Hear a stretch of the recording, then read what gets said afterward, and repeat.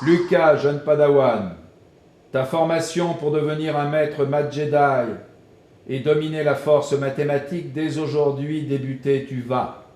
Oui, maître. Merci, maître. Voici le premier exercice. Edmond et Jules sont deux frères. Ils sont nés à 8 ans d'intervalle. L'un d'eux survécut 26 ans à l'autre.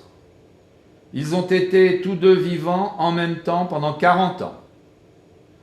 En 1859, l'un d'eux avait vécu la moitié de sa vie et l'autre avait 29 ans.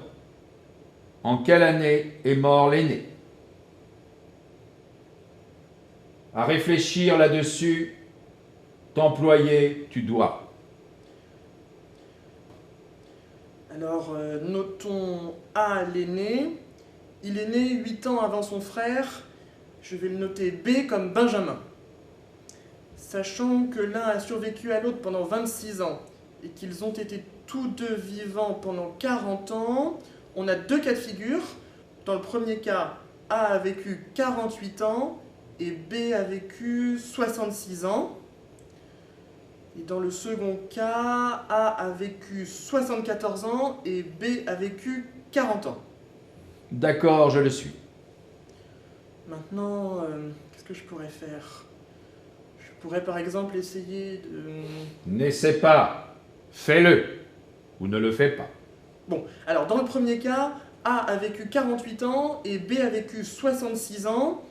Je vais maintenant traduire le fait que pendant que l'un était à la moitié de sa vie, l'autre avait 29 ans.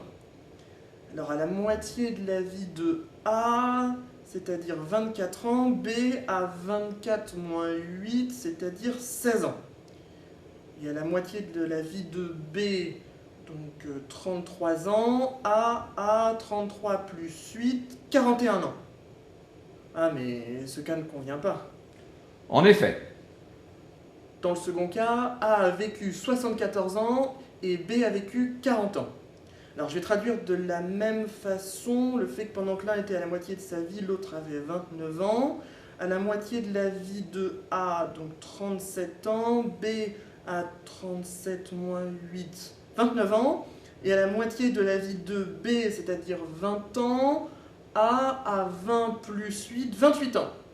Ah, la première possibilité convient.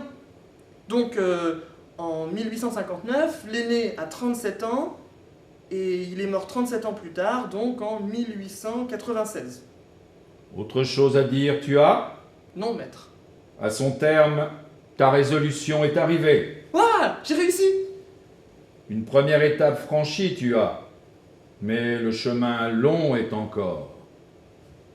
Une petite remarque historique.